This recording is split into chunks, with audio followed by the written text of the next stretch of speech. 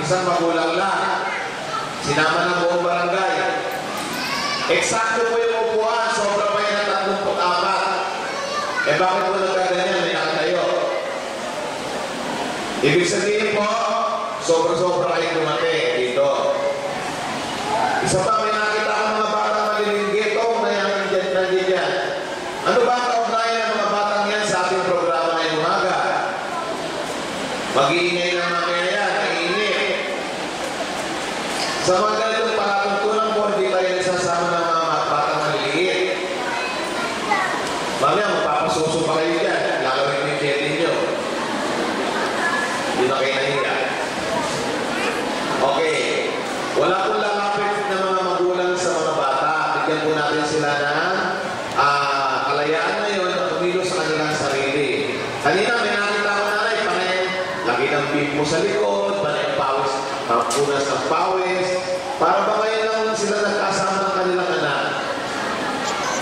Hindi po gano'n ang tamang pag-aalaga sa bata. Bayaan po natin sila matuto, tumilos para sa kanilang sarili. Kaya po sila in-enroll sa kinder, hindi po para matutong bumasa, hindi para matutong sumulat, kundi para matutong pakisalamuha sa kanilang kapwa mag-aaral, para matutong pakisalamuha sa pang-araw-araw na buhay. Yan po ang kanilang objectives, kaya po sila nasa kindergarten. Ngayon po, pagdating ng grade 1, tuturuan po silang bumasa, tuturuan po silang sumulat. Pagapat na yun po, marunong na rin silang bumasa at sumulat. Sino marunong ng bumasa? Asa kamay? Very good. Sino marunong ng sumulat? Very good. Sino marunong ng kumanta? Yan. Tumula. Okay. So, yung mga batang yan po ay may mga pangarap. So, mga magulang, tulungan po natin yung mga anak natin na tuparin ang kanilang pangarap. Libre po yung managinip. Ilan po ang libre na yun, lahat po may bayan na. Ano? So mga bata, sino gusto maging ticket? Nasa kamay? Ang dami. Sino gusto maging doktor? Lahat kayo.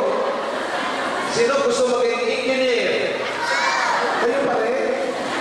Ang dami niyong kursong kukunin. Tingnan niyo, ang dami pangarap ng bata. So, wala pong makatutulong sa ating mga anak kundi tayo.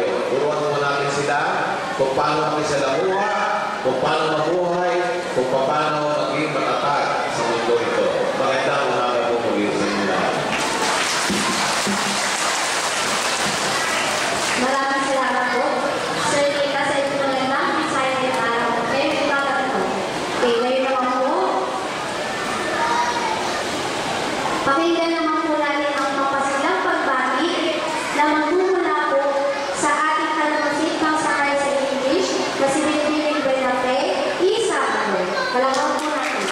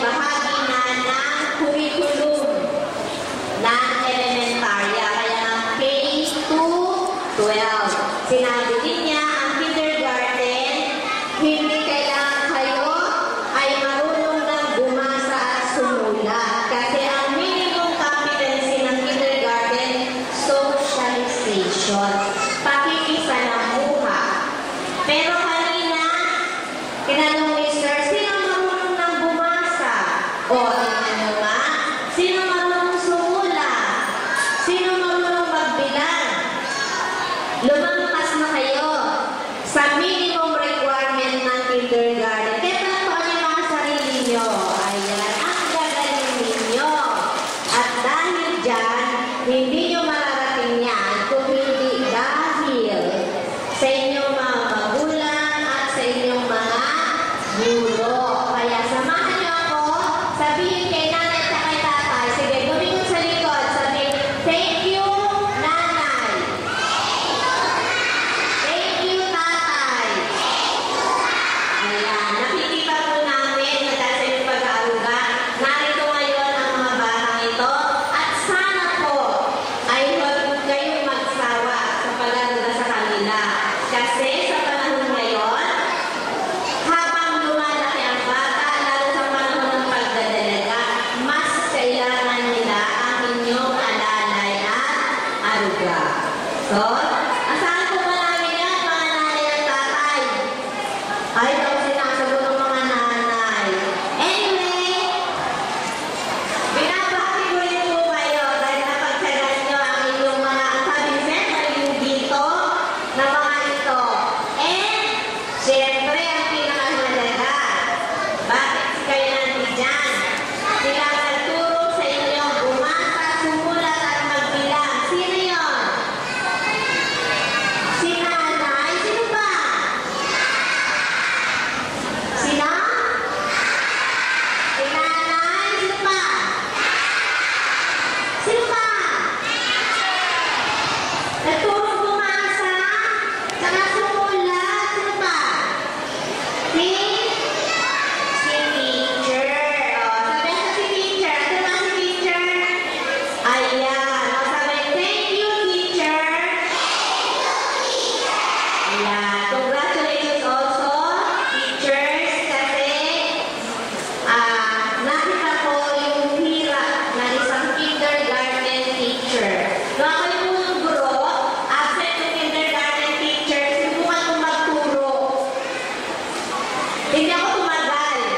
Noong pangalawang session na, sabi ko, pasin mo sa date, walang pasok ang second session. Pero yung mga teacher no, napagtsagaan kayo sa loob ng isang taon, nagawa nila ituro sa inyo ang mga dapat yung matutunan at lumampas pa. So, congratulations dear teachers. Sana maging mas masipag pa kayo sa susunod na taon. Kaya sabi nga ni Ricardo Doria, be proud you are a teacher. The